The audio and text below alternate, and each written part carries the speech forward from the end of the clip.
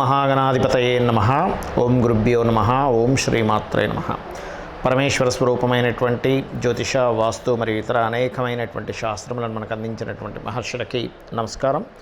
హయగ్రీవ హయగ్రీవ హయగ్రీవేతి యో వదేత్ తస్య నిస్సరతే వాణీ జహ్నుకన్యా ప్రవాహవత్. అరుణాం కరుణాతరంగితాక్షీం ధృతపాశాంకుశపుష్పబాణచాపాం అనిమాదిభిరావృతాం మయూకైః అహమిత్యేవ విభావయే భవానీం. శ్రీమాత్రే నమః. ప్రేక్షకులకి ఆ లలితాంబిక అమ్మవారి యొక్క అనుగ్రహం పరిపూర్ణంగా కలగాలని మనస్ఫూర్తిగా కోరుకుంటూ, మనం ఈరోజు మే మాసంలో 1వ తేదీ నుంచి 31వ తేదీ వరకు ద్వాదశ లగ్నాల వారికి, ద్వాదశ లగ్నం తెలియనటువంటి వారు రాసుల నుంచి చూసుకోవచ్చు. వారికి ఏ విధంగా ఈ యొక్క మాసంలో ఏ విషయాల్లో అద్భుతంగా ఉంటుంది, ఏ విషయాల పట్ల కాస్త జాగ్రత్త వహించాలి, మరియు ఏ దేవత ఆరాధన చేసుకుంటే మీకు ఇబ్బంది ఉండదు అనేటువంటిది తెలుసుకుందాం. దానికంటే ముందు అసలు గ్రహస్థితి ఏ విధంగా ఉంది అని చూసుకున్నట్లయితే, మనకి మేషంలో రవి గురువుల యొక్క కలయిక ఉంది. కాకపోతే ఈ గురువు మనకి మే 1వ తేదీ 2వ తేదీ నుంచి ఆల్మోస్ట్ 1వ తేదీ ఈవినింగ్ లోపల అండ్ 2వ తేదీ నుంచి వృషభంలోకి మారిపోతున్నాడు. రవి 14వ తేదీ నుంచి, శుక్రుడు అక్కడే ఉంటాడు. అదేవిధంగా కేతువు కన్యారాశిలోని మరియు శని కుంభరాశిలోని, మీనరాశిలో కుజ బుధ రాహువుల యొక్క సంచారం జరుగుతూ ఆ యొక్క బుధుడు 11వ తేదీ నుంచి మన మేషరాశిలోకి సంచరిస్తాడు. ఈ యొక్క గ్రహస్థితిని అనుసరించి ద్వాదశ రాశుల వారికి ఎలా ఉంటుంది అనేటువంటి విషయం మనం ఇప్పుడు తెలుసుకుందాం. సింహలగ్నము, సింహరాశి. సింహం వారికి ఈ యొక్క నెలలో ప్రత్యేకంగా ఏంటంటే, మీకు మీ రాస్యాధిపతి అయినటువంటి రవి కేంద్ర స్థానంలో, పాపగ్రహాలు దశమ కేంద్రంలో కనుక సంచరించేటప్పుడు ఉద్యోగ అభివృద్ధిని, కెరియర్ రిలేటెడ్ సంబంధించిన విషయాల్లో మంచి ఫలితాలను ఇస్తాయి. కాబట్టి ఈ మే 14, 15 తేదీల నుంచి రవి మారుతాడు. 14వ తేదీ నుంచి అనుకోండి. అక్కడి నుంచి మీకు కొంచెం మీరు కెరియర్ రిలేటెడ్ సంబంధించిన విషయంలో ఏదైతే ఇబ్బంది పడుతున్నారో ఆ యొక్క ఇబ్బంది అనేటువంటిది మరి చక్కగా ఉంటుంది. అయితే ఇక్కడ ధనస్థానంలో ఉండే గ్రహాలను కనుక గమనించినట్లయితే, మీకు ఫైనాన్షియల్ గ్రోత్ రావాలి అంటే గణపతిని ఆరాధించండి. కాస్త రావాల్సిన ధనం కొద్దిగా ఆగుతూ రావడం ఇట్లాంటివి సూచిస్తున్నాయి. కాకపోతే కాస్త ఇన్వెస్ట్మెంట్ చేసేటప్పుడు కూడా కాస్త చూస్ చేయాలి మే మాసంలో. ఎందుకంటే మేకి ముందు భాగ్యంలో గురువు ఉన్నప్పుడు ఇన్వెస్ట్మెంట్స్ విషయంలో మంచి ఫలితాలు ఇస్తాడు. కానీ ఇక్కడ దశమ స్థానంలోకి వచ్చాడు కాబట్టి ఇన్వెస్ట్మెంట్స్ విషయంలో కాసింత జాగ్రత్త వహించాలి. బికాజ్ ఆఫ్ ఇక్కడ ఈ చతుర్థాధిపతి అయినటువంటి కుజుడు, చతుర్థ భాగ్యాధిపతి, మీకు రాజయోగకారకుడు అయినటువంటి కుజుడు రాహుతో కనెక్ట్ అయి ఉన్నాడు. అందుకని ఏమిటి, ఏదైనా ఒక ప్రాపర్టీ తీసుకునేటప్పుడు కానీ, వాహనం మీద వెళ్ళేటప్పుడు కానీ ఇట్లాంటివి కాస్త జాగ్రత్త వహించాలి, గుర్తుపెట్టుకోండి. అలాగే మరొక విషయం ఏంటంటే, దీంతోపాటు ఇక్కడ ఈ సప్తమ స్థానంలో శని యొక్క సంచారం అనేటువంటిది కాస్త ఈ వివాహ నిర్ణయాలు కానివ్వండి, కాస్త ఈ పార్ట్నర్స్తో ఉండేటువంటి స్ట్రెస్ కానివ్వండి, కాస్త ఈ యొక్క విషయాల్లో కొంత ఎక్కువ స్ట్రెస్ని ఇస్తూ వస్తుంది.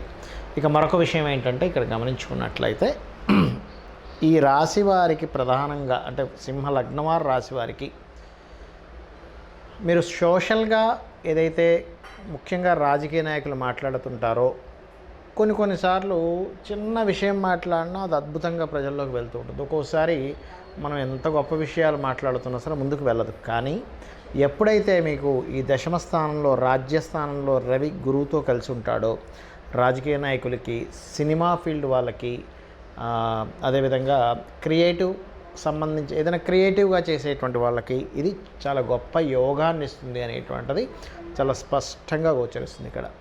ఇక మీకు చూసుకున్నట్లయితే గణపతి ఆరాధన చేసుకోమని చెప్పాను. మరొక విషయం ఏంటంటే, ఈ మాసంలో ప్రధానంగా మీరు 11వ తేదీ వరకు ఫైనాన్షియల్ మ్యాటర్స్ విషయంలో చాలా జాగ్రత్తగా ఉండాలి. అందులో ప్రధానంగా మీరు బంధువర్గంలో వారికి ధనం ఇచ్చేటువంటి విషయాలలో మరింత జాగ్రత్త వహించాలి, గుర్తుపెట్టుకోండి. అలాగే ఇక్కడ గమనించుకున్నట్లయితే ఈ యొక్క రాశి వారికి చూడండి, ఈ కాంబినేషన్ ఏదైతే ఉందో, ఈ ద్వితీయ స్థానంలో ఉండేటువంటి కేతువు మరియు ఈ కాంబినేషన్స్ ఏవైతే ఉన్నాయో కాస్త ఇబ్బందికరమైనటువంటి విషయాలు చూపిస్తున్నాయి. కాబట్టి బంధువర్గంలో వారితో ఇంకా ముఖ్యంగా ఏదైనా బంధుత్వాలు కలుపుకునే విషయం కావచ్చు, లేనట్లయితే వారితో ఏదైనా వ్యాపారం చేసేటువంటి విషయాలు కావచ్చు, ఈ రాతకోతల విషయాల్లో కావచ్చు, కొద్దిగా జాగ్రత్తగా ఉండండి. ముఖ్యంగా 11వ తేదీ వరకు కూడా, మే 11వ తేదీ వరకు కూడా ఉద్యోగ అవకాశాలు వస్తాయి. ఉద్యోగం పరంగా కొంతవరకు మీరు ఏదైతే ప్రమోషన్ కోసం ఎక్స్పెక్ట్ చేస్తున్నారో ఆ ప్రమోషన్స్ అనేటువంటి 11వ తేదీ తర్వాత నుంచి మీరు ఎక్స్పెక్ట్ చేయొచ్చు. మరొక విషయం ఏంటంటే ఇక్కడ ఈ కేతువు 2లో ఉన్నందుకు వీలైతే మీరు గణపతి ఆలయాలకు కూడా వెళ్ళండి. దత్తాత్రేయుడి యొక్క స్తోత్రపఠనం ఎక్కువగా చేయండి. ఎప్పటి నుంచో సంతానం కోసం ప్రయత్నం చేస్తున్నాండి, అవ్వట్లేదు అనుకునేటువంటి వరకు సంతాన యోగము మరియు గృహ వాహన సంబంధించిన యోగాలు కూడా ఉన్నాయి. కానీ కాస్త వాహనం మీద వెళ్ళేటప్పుడు మాత్రం కాస్త స్లోగా వెళ్ళండి. 4వ అధిపతి అయినటువంటి కుజుడు రాహుతో కలిసి ఉన్నందుకు బయలుదేరే ముందు ఒక్కసారి ఆంజనేయ స్వామిని కానీ దుర్గాదేవిని కానీ మనసులో తలుచుకొని బయలుదేరండి. అన్ని విధాలా మీకు బాగుంటుంది. చాలామంది నన్ను అడుగుతుంది ఏంటంటే, ఏమంటే మాకు జాతక చక్రం లేదు, డేట్ ఆఫ్ బర్త్ తెలియదు, టైం తెలియదు, నక్షత్రం తెలియదు, మరి మేము ఈ మే మాసంలో ఎటువంటి జాగ్రత్తలు తీసుకోవాలి? మనం జనవరి ఆల్మోస్ట్ డిసెంబర్ నుంచి చెప్తూ వస్తున్నాం. ఫిబ్రవరి నుంచి మే వరకు ఉన్నటువంటి కాంబినేషన్ ఏదైతే ఉందో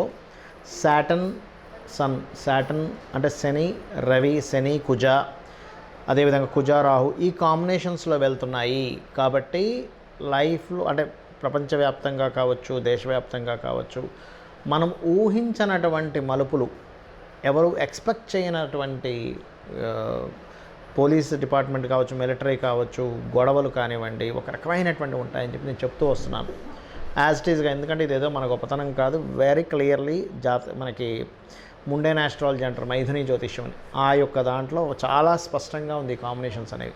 కాబట్టి అందరికీ నేను చెప్పేది ఒకటే, మే ఎండింగ్ వరకు కూడా కొంత జాగ్రత్తగా ఉండండి. ఎక్కువగా అంటే ఎక్కువ పబ్లిక్ ఉండేటువంటి ప్రదేశాల్లో కొంత జాగ్రత్తగా ఉండండి.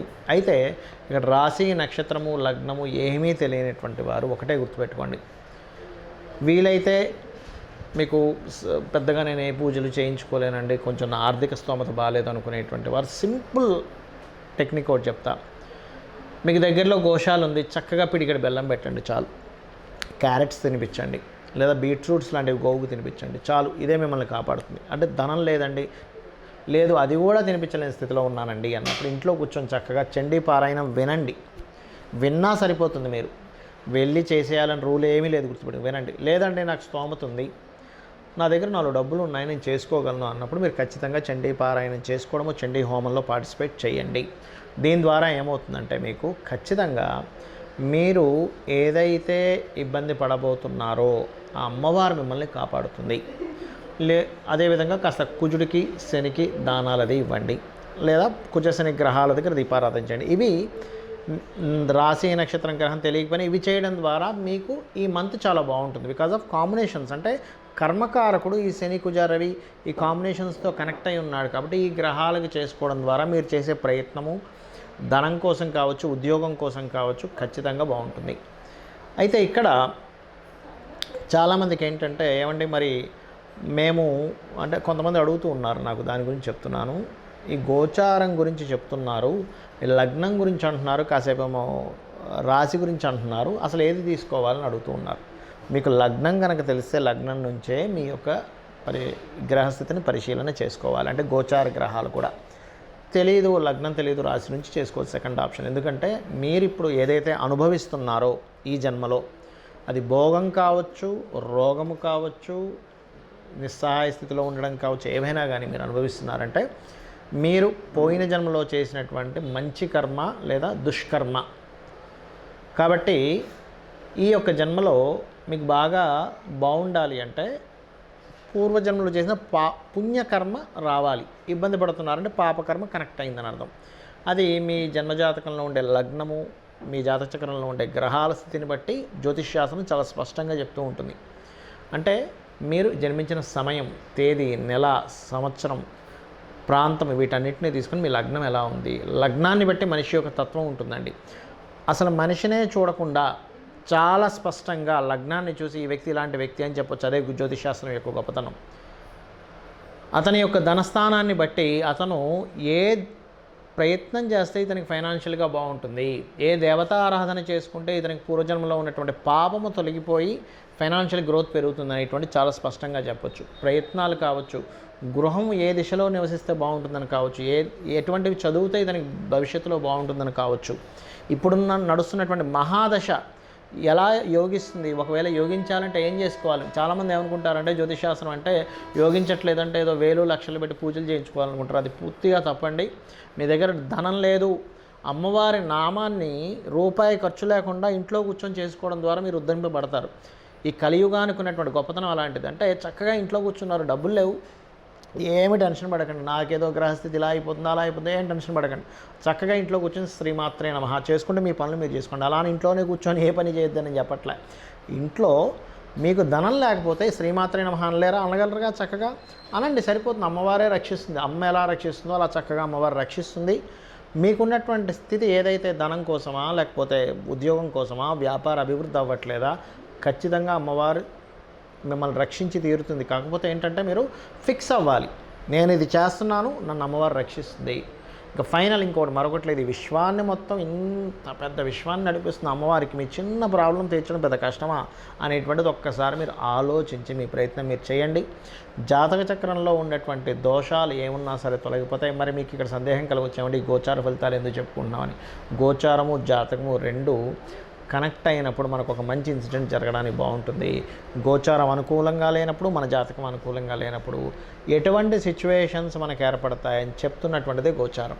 అంటే మనం ఒక ప్రయత్నం చేస్తున్నాం, ఓ దగ్గరికి వెళ్ళాలి, ట్రాఫిక్ జామ్ ఉంది, మనం ఆలస్యం అవుతుంది, మన ప్రయాణం ఫ్రీగా ఉంది, చాలా ఫ్రీగా వెళ్ళిపోతాం, దట్ ఈజ్ గోచారం. అంటే బయట ఉన్న సిచ్యువేషన్స్, బయట ఉన్న మార్కెట్, ఇవన్నీ గోచారం అనుకుంటే మన ప్రయత్నం మన జన్మజాతకం. కాబట్టి నేను చెప్పినటువంటి ఈ యొక్క పరిహార మార్గాన్ని చేసుకుంటూ మీ యొక్క జీవితాన్ని ఆనందమయం చేసుకుంటారని మనస్ఫూర్తిగా ఆ అమ్మవారిని కోరుకుంటూ శ్రీమాత్రే నమః.